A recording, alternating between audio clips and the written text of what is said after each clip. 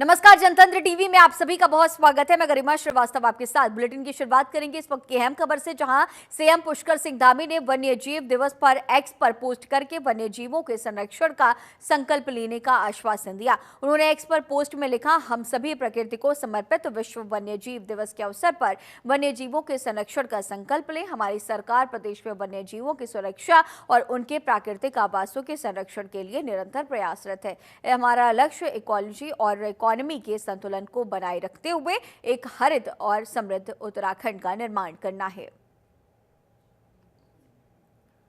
तो social media platform पर विश्व वन्यजीव दिवस पर यह पोस्ट किया है।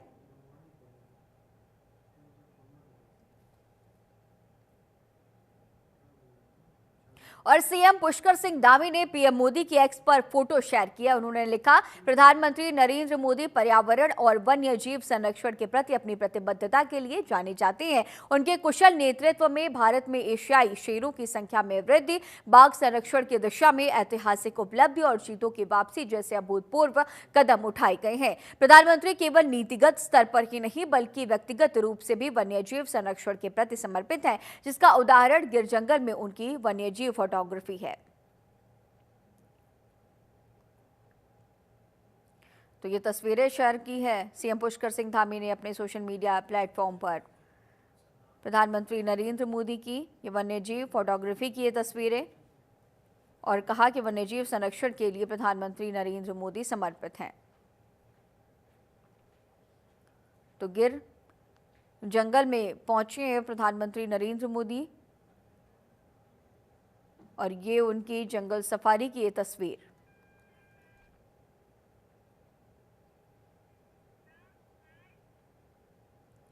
और चलिए अब आगे बढ़ेंगे, जहां खबर देहरादून से है। सचिवालय में धामी कैबिनेट की अहम बैठक हुई। बैठक में 17 प्रस्ताव पास किए गए हैं। इसमें कक्षा 6 से 8 तक के छात्र हमारे विरासत एवं विभूतियां पुस्तक पढ़ेंगे। मंत्रिमंडल ने नई आबकारी नीति को मंजूरी दी है। कक्षा 10 के बाद जो छात्र 3 वर्षीय पॉलिटेक्निक डिप्लोमा करेंगे वो कक्षा 12 के समकक्ष माना जाएगा। इसके साथ ही चीनी मिलों के लिए अगेती गन्ना 375 रुपए, सामान्य प्रजाति 365 रुपए प्रति क्विंटल की कीमत तय की गई है। वहीं मुख्यमंत्री एकल महिला स्वरोजगार योजना लागू करने पर कैबिनेट की मंजूरी मिली है। इसमें स्वरोजगार के लिए 2 लाख रुपए तक दिए जाएंगे। इसके साथ ही अपर पुलिस अधीक्षक उच्चतम वेतनमान की नियमावली को मंजूरी दी गई है। आपको ये भी बता दें कि उधम सिंह नगर की प्रयाग फॉर्म की 1354 एकड़ भूमि सिडकुल को दी जाएगी।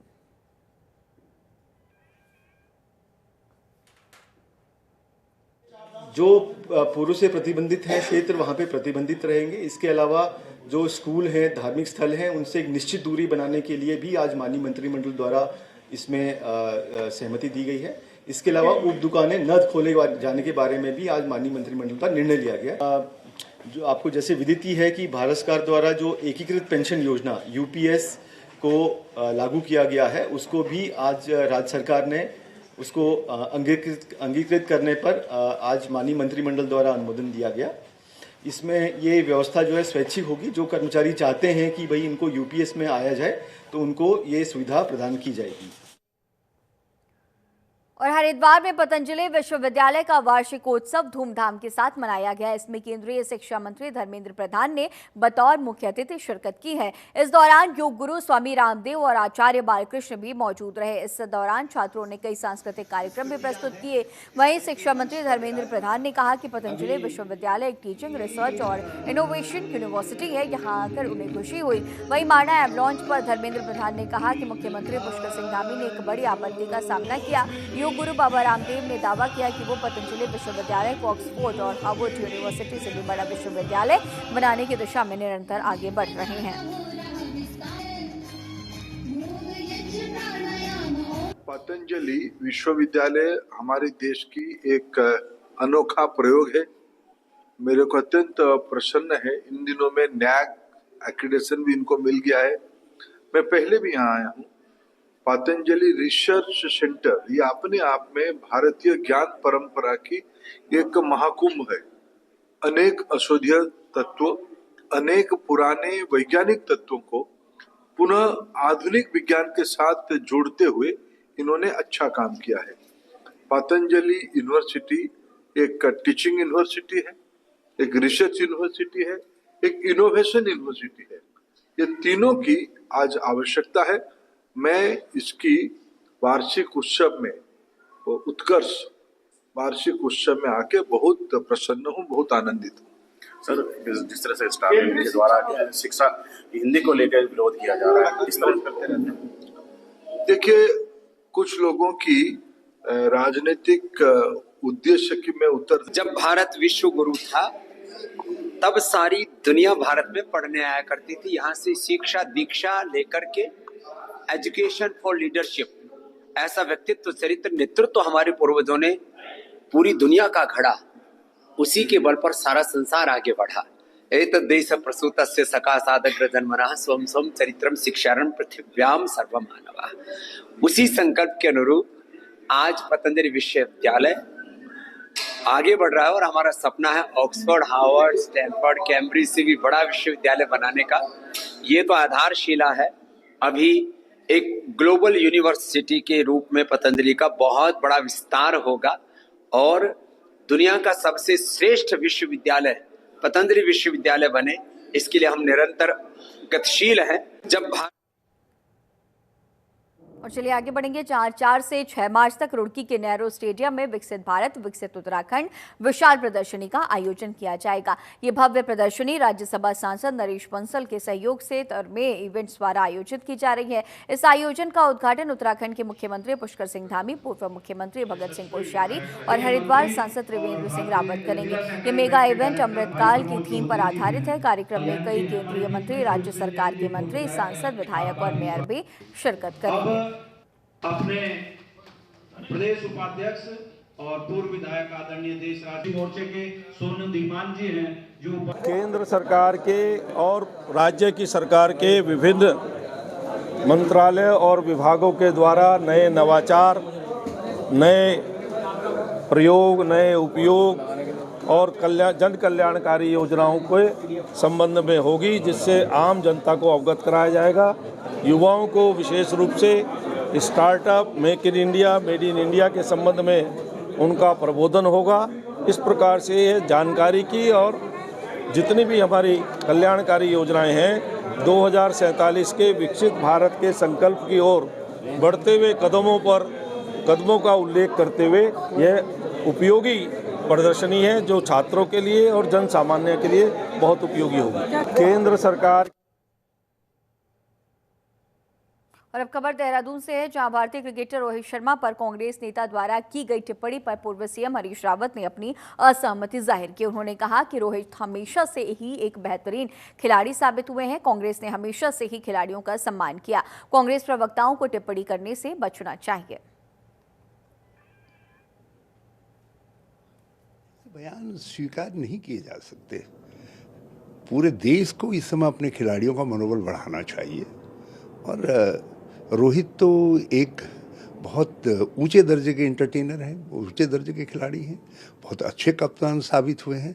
अभी एक वर्ल्ड कप जीत करके लाए और दूसरे की दिशा में हम बढ़ रहे हैं। हमारी शुभकामनाएं हैं। और कांग्रेस ने हमेशा खिलाड़ियों को प्रोत्साहित किया है।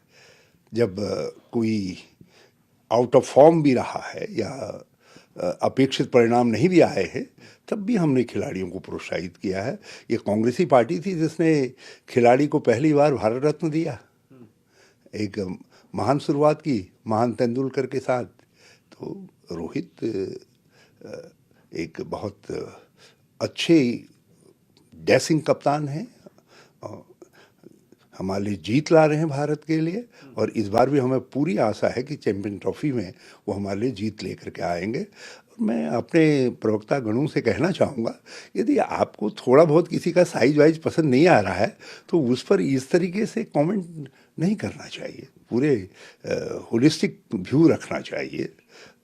और ऐसे में दूसरी पार्टियों को, जो कभी खिलाड़ियों के शुभचिंतक नहीं रहे, उनको अवसर मिलता है कांग्रेस के ऊपर आक्रमण करने का।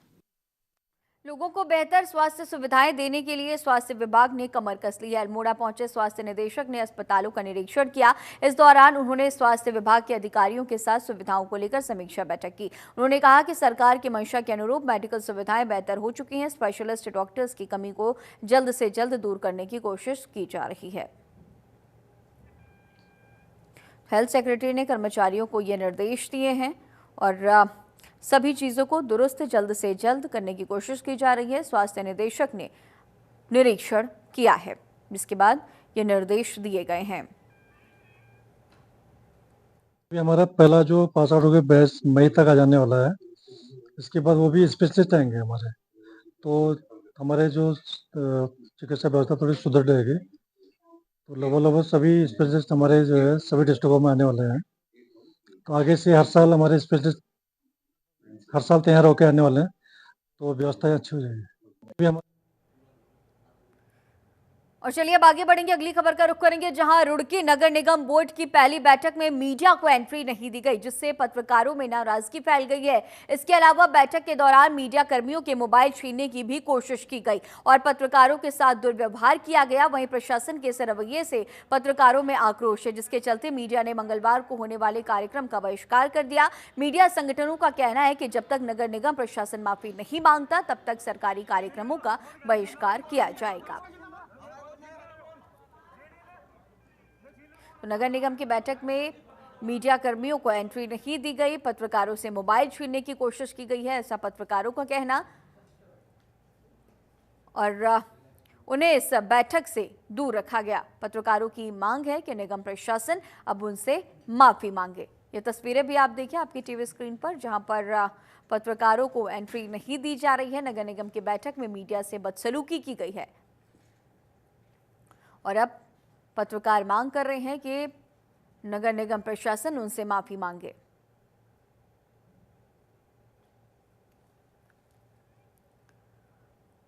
और अब चलिए आगे बढ़ते हैं, जहां खबर देहरादून से है। बड़ी संख्या में इकट्ठा हुए लोगों ने पर्यावरण सुरक्षा के लिए मार्च निकाला है। इस मार्च में स्थानीय लोगों और पर्यावरण प्रेमियों ने हिस्सा लिया। आपको ये भी बता दें कि इस पहल में 30 से ज्यादा एनजीओ के प्रतिनिधि शामिल हुए हैं। इसमें सड़क निर्माण में पर्यावरण संरक्षण पर जोर दिया गया है। बड़ी संख्या में लोग पहुंचे, कई एनजीओ के प्रतिनिधि भी इस खास कार्यक्रम में शामिल हुए हैं। तस्वीरें भी देखिए आपकी टीवी स्क्रीन पर, जहां पर पर्यावरण सुरक्षा के लिए ये मार्च निकाला गया। एनजीओ के तमाम जो लीडर्स थे वो पहुंचे।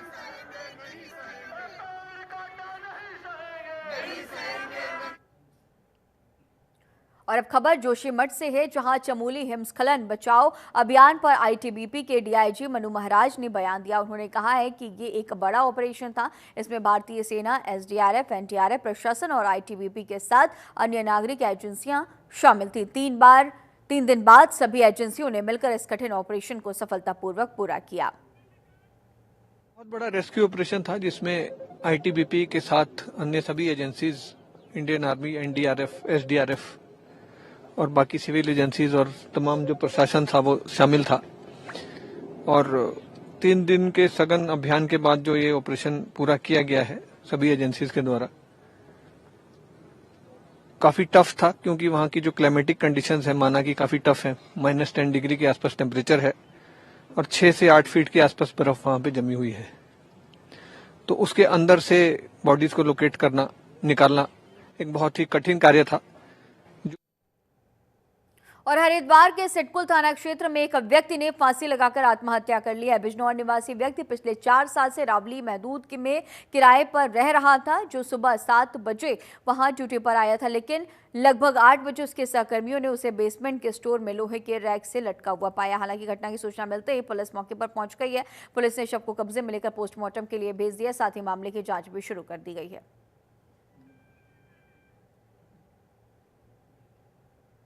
और अब खबर हरिद्वार से है, जहां पुलिस ने सत्यापन नहीं कराने वाले मकान मालिकों पर कार्रवाई की है। पुलिस ने ज्वालापुर और रानीपुर कोतवाली क्षेत्र में अभियान चलाकर 11 मकान मालिकों पर कुल 1,10,000 रुपए का जुर्माना लगाया। इस दौरान 265 किराएदारों, घरेलू नौकरों और अन्य व्यक्तियों का सत्यापन किया गया, ताकि असामाजिक तत्वों पर नजर रखी जा सके। आपको ये भी बता दें कि पुलिस प्रशासन ने मकान मालिकों को सख्त हिदायत दी है कि वो बिना वेरिफिकेशन के किसी को भी किराए पर न रखें।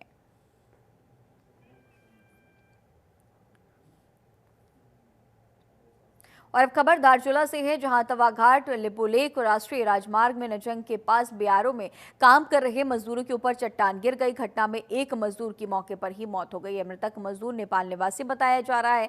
हादसे में कुछ अन्य मजदूर भी घायल हुए हैं, जिनका रेस्क्यू कर इलाज के लिए सामुदायिक स्वास्थ्य केंद्र धारचूला लाया गया। इसमें गंभीर रूप से घायल 2 युवकों को हायर सेंटर रेफर किया गया। अन्य घायलों को प्राथमिक उपचार के बाद घर भेज दिया गया। आपको ये भी बता दें कि क्षेत्र में सड़क निर्माण कंपनी का काम चल रहा है। खराब मौसम से लगातार लैंडस्लाइड भी हो रही है। बांग्ला थाना क्षेत्रांतर्गत नजंग के समीप एक दुकान के समीप भूस्खलन हुआ है, जिसमें कुछ व्यक्ति के दबे होने की सूचना प्राप्त हुई थी। सूचना प्राप्त होने पर तत्काल मेरे द्वारा उच्च अधिकारी को अवगत करा के थाना बांग्ला से रेस्क्यू टीम को भेजा गया और ग्रामीणों की मदद से दबे व्यक्तियों को निकाला गया, जिसमें एक व्यक्ति की मृत्यु हो चुकी है। और हरिद्वार के श्यामपुर थाना क्षेत्र में पुलिस ने एक ओवरलोडेड बस को सीज कर दिया। 49 यात्रियों की क्षमता वाले बस में 74 सवारियां बैठाई गई थी। पुलिस ने बस को जब्त करके यात्रियों को दूसरे वाहन से रवाना किया है। श्यामपुर पुलिस ने चंडीघाट पर चेकिंग करते हुए देहरादून से बलिया जा रही बस में ओवरलोडिंग दिखने पर यह बड़ी कार्रवाई की है।